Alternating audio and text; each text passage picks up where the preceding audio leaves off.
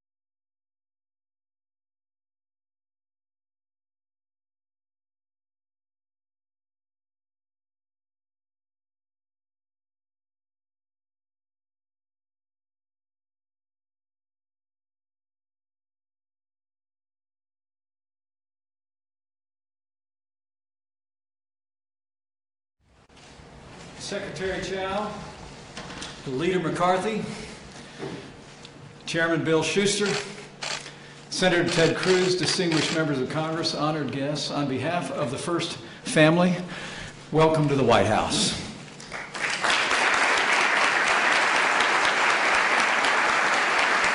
And thanks to the leadership of President Donald Trump, welcome to the beginning of a new era for American infrastructure.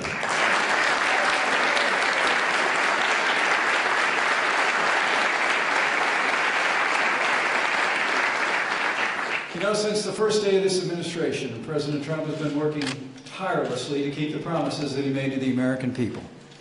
Our president's been putting jobs in this economy first, rolling back excessive regulations, unleashing American energy, ending unfair trade practices, and he's been working with Congress to repeal and replace Obamacare.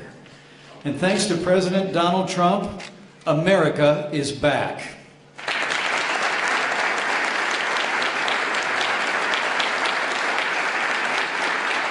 American businesses are growing and investing in America again. More than 600,000 private sector jobs have been created under this president's leadership, and unemployment hasn't been this low for 16 years. But if you haven't already noticed it, the American people also elected a builder to be the 45th President of the United States, and this week, starting today, this president will take historic steps to keep his promise to rebuild America.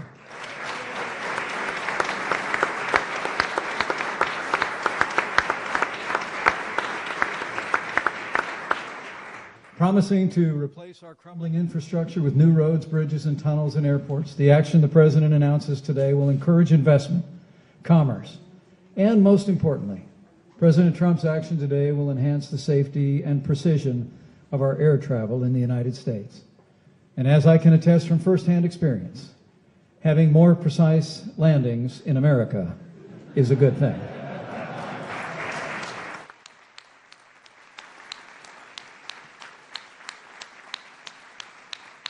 So, with gratitude for his leadership and vision, and with admiration for his unwavering determination to rebuild America and restore a nation of opportunity and prosperity, it is now my high honor and distinct privilege to introduce to you the President of the United States of America, President Donald Trump.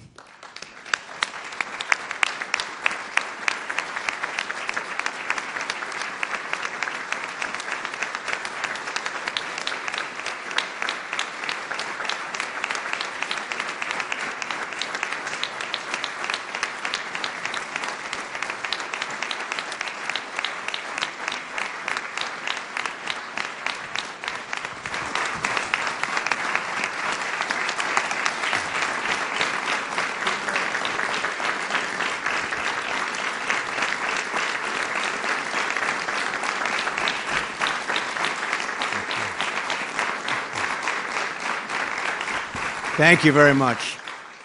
Thank you, Mike. I really appreciate everything, and I appreciate you being here. But I especially want to thank Secretary Elaine Chao, Leader Kevin McCarthy. Thank you, Kevin. Chairman Bill Schuster. Thank you very much, Bill. And all the members of Congress, we have many of them here today, for joining us as we prepare to enter a great new era in American aviation.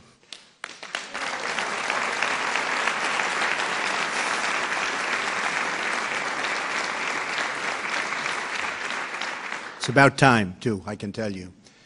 But before discussing our plans to modernize air travel, I want to provide an update on our efforts to fix and modernize vital services for our veterans, our great, great veterans who we all love. For decades, the federal government has struggled to accomplish something that should be very, very simple: seamlessly transferring a veteran's medical records from the Defense Department to the veterans' groups and to the VA. In recent years, it has taken not just days or weeks, but many months for the records to follow the veteran.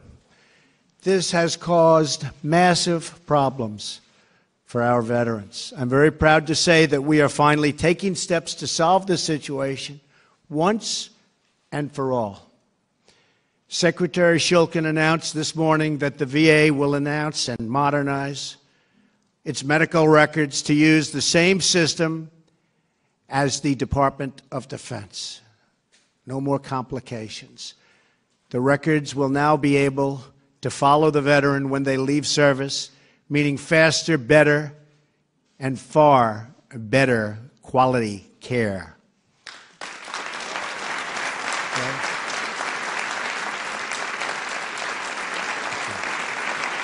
Thank you.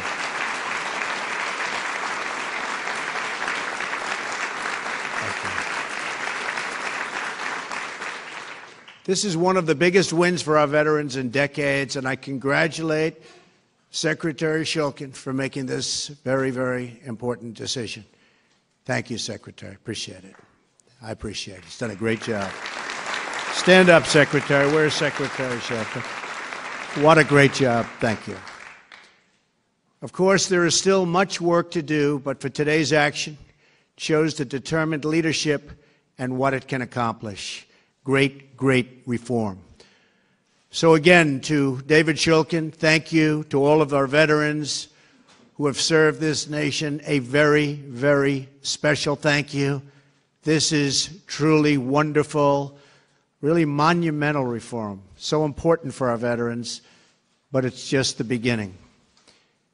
We're here today to discuss another issue that has gone unsolved for far too long.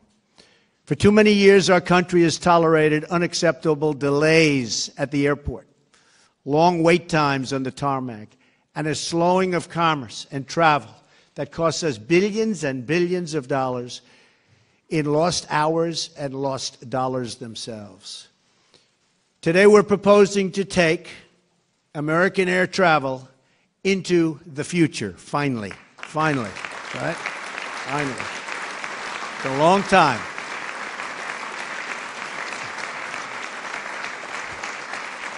We're proposing reduced wait times, increased route efficiency, and far fewer delays.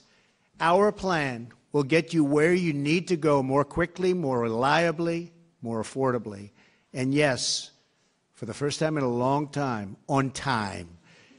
We will launch this air travel revolution by modernizing the outdated system of air traffic control. It's about time.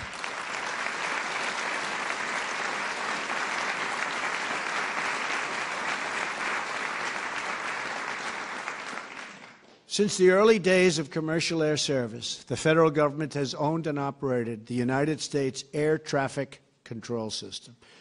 Yet, more than a half a century later, the government is still using much of the exact same outdated technology.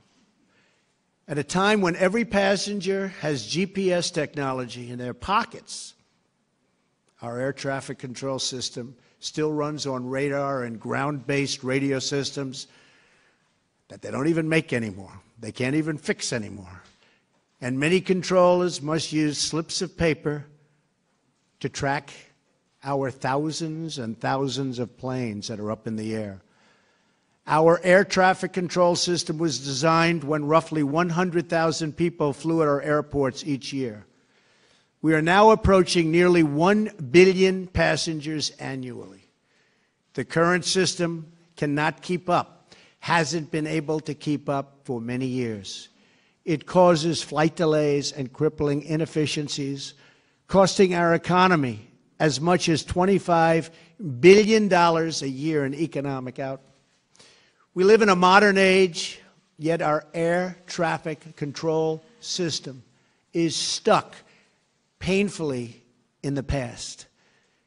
The FAA has been trying to upgrade our nation's air traffic control system for a long period of years. But after billions and billions of tax dollars spent and the many years of delays, we're still stuck with an ancient, broken, antiquated, horrible system that doesn't work. Other than that, it's quite good. The previous administration spent over $7 billion trying to upgrade the system and totally failed. Honestly, they didn't know what the hell they were doing. A total waste of money, $7 billion plus. It's time to join the future. That is why I'm proposing new principles to Congress for air traffic control reform, making flights quicker, safer, and more reliable. Crucially, these reforms are supported by air traffic controllers themselves. They're the ones that know the systems that they want. They know it better than anybody. And we have people that don't even call them in the past, but now we call them.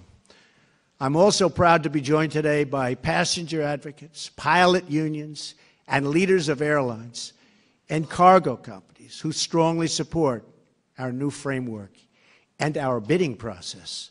And we're bidding, ideally, to one great company. There'll be many bids, but one great company that can piece it all together. Not many companies all over the United States, like in the past, when they came time to piece it together, it didn't work. They were all different systems. We threw away billions and billions of dollars. I am very grateful that every former FAA chief and chief operating officers and 3 former transportation secretaries, Jim Burnley, Elizabeth Dole, and Mary Peters, stand with us today. Thank you.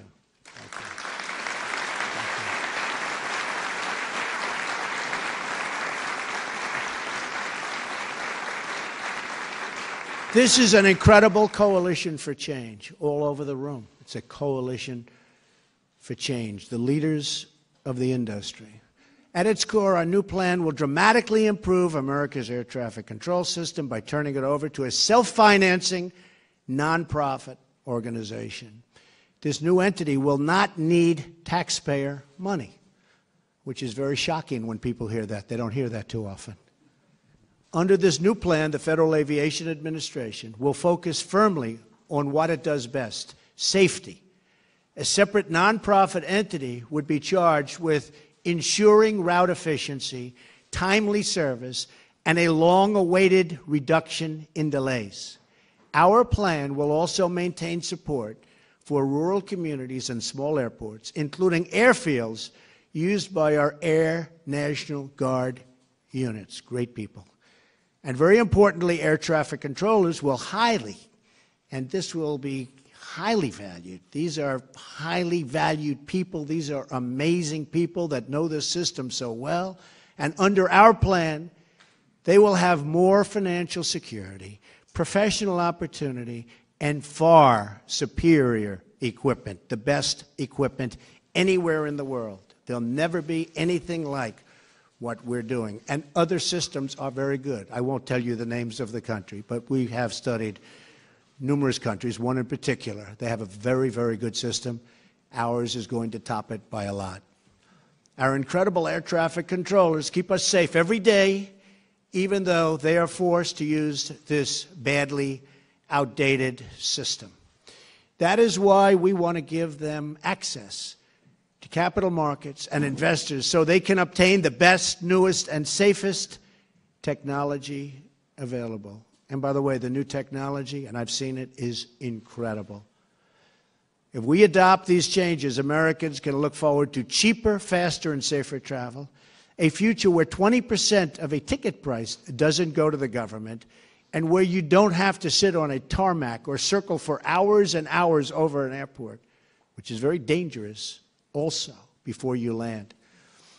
Dozens of countries have already made similar changes with terrific results, and we're going to top them, actually, by a long shot. Canada, as an example, modernized their air traffic control through a non-government organization about 20 years ago, and they have cut costs significantly, adopted cutting-edge technology, and handled 50% more traffic, and actually far more than that on a relative basis compared to us. A modern air traffic control system will make life better for all Americans who travel, ship, or fly. It will reduce cost and increase convenience for every American consumer. And these new efficiencies will produce a huge economic boost for the country and for the 1 in 14 American jobs that aviation supports. Today, we are taking the first important step to clearing the runway for more jobs, lower prices, and much, much, much better transportation. America is the nation that pioneered air travel. And with these reforms, we can once again lead the way far into the future. Our nation will move faster, fly higher, and soar proudly toward the next great chapter of American aviation. Thank you, God bless you, and God bless the United States of America. Thank you. Thank you very much. Thank you.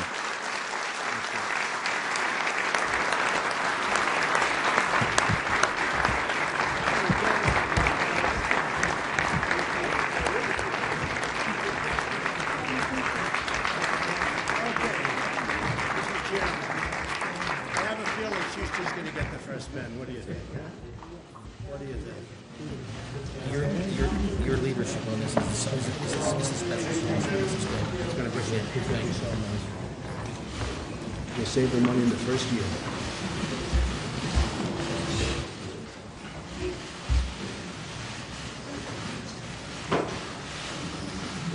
Okay, is that all right? Yeah. Big question is who's getting the second pen? Give it to your Secretary Chad. Secretary Chad. I think so. You're giving up your pen?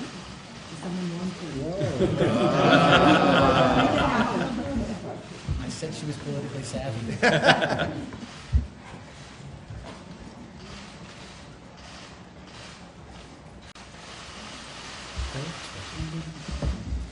Where's our leader? Yeah, give me another pen, please. Just give me a pen. I gotta get down. Whatever the hell. Anybody have a pen?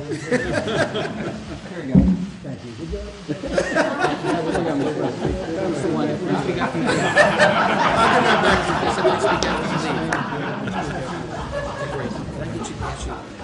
You visited these people.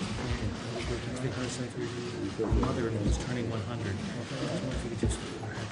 Got me signing autographs. He toured this plant, a 175-year-old plant in Hollidaysburg, Pennsylvania, Planahan. Still in operation, and Planahan's still running, and the mother-in-law's... This is constituent service. That's okay. This one's all right. Thank you all. Thank you. All right. We go through that.